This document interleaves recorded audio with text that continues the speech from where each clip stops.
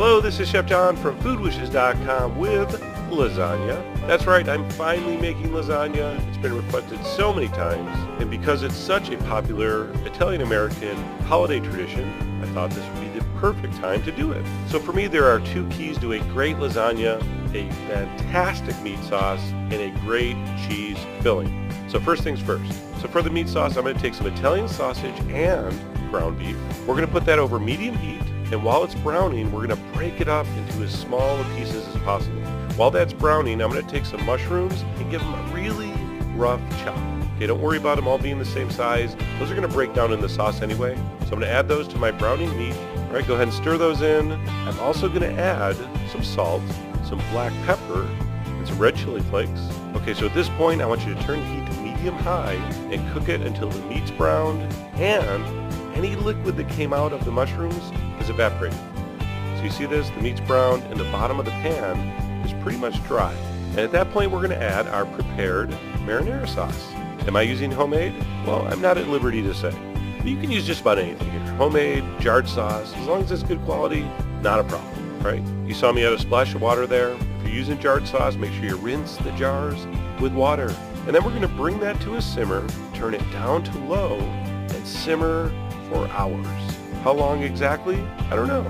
It should simmer until the meat is extremely tender. All right, I did mine about 2 hours. You want to make sure you add a little more water along the way if it's getting too thick.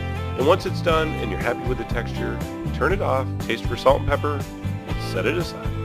All right, so that's half the battle. Our beautiful meat sauce is ready. On to the cheese filling, which is simply a couple beaten eggs, some ricotta cheese, and not that skim milk stuff, the real whole milk variety.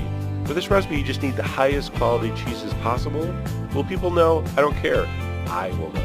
And you will know. So after that, we're going to add our Reggiano Parmesan and fresh mozzarella. Now you notice how it's diced and not grated? You shouldn't be able to grate good, soft, fresh mozzarella. In fact, there's an old saying, if you can use a grater, you should be a hater. All right, so use that nice, fresh, soft mozzarella.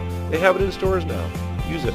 We're also going to add some salt and pepper and cayenne. And then last but not least, some fresh Italian parsley, and give that a good mix.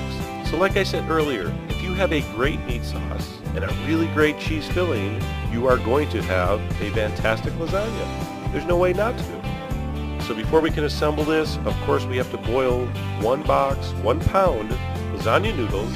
All right, make sure you're using salted water. Now this is the only time ever, except for maybe pasta salad, where I'm going to tell you when the pasta's cooked, drain it, rinse it, and keep it in cold water. All right, so you see that here. My noodles are ready, and it's time for final assembly.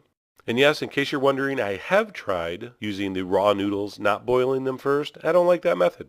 All right, let's talk about the pan. This is not something that goes in your wimpy little 9x13 casserole dish. This needs a lasagna pan.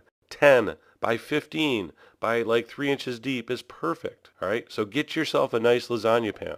Now assembly is super easy if you can do some simple math. Divide your sauce into 4 parts, your noodles into 3 parts, and your cheese into 2 parts. So 1/4 of the sauce goes down.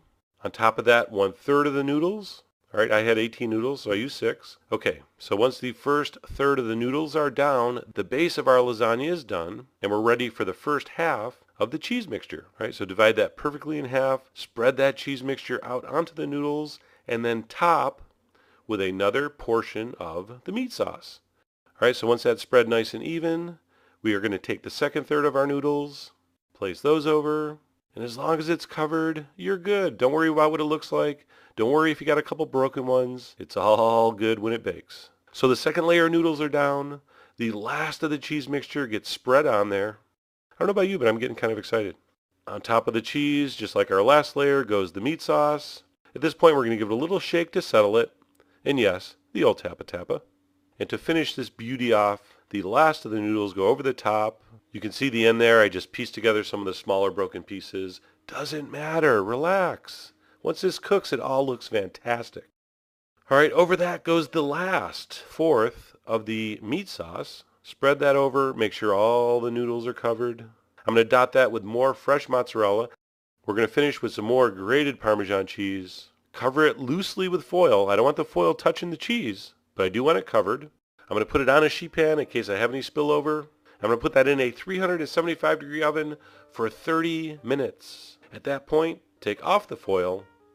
Continue cooking for about another 30-35 minutes until it's done. And when it's done, it will be golden brown, it will be bubbling, and it will be hot all the way through.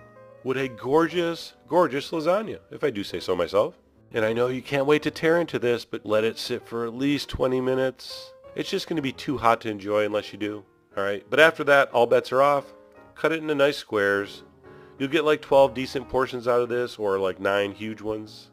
You can see all those beautiful layers, that super meaty sauce with the sausage and the beef, and the mushrooms adding a little bit of extra something.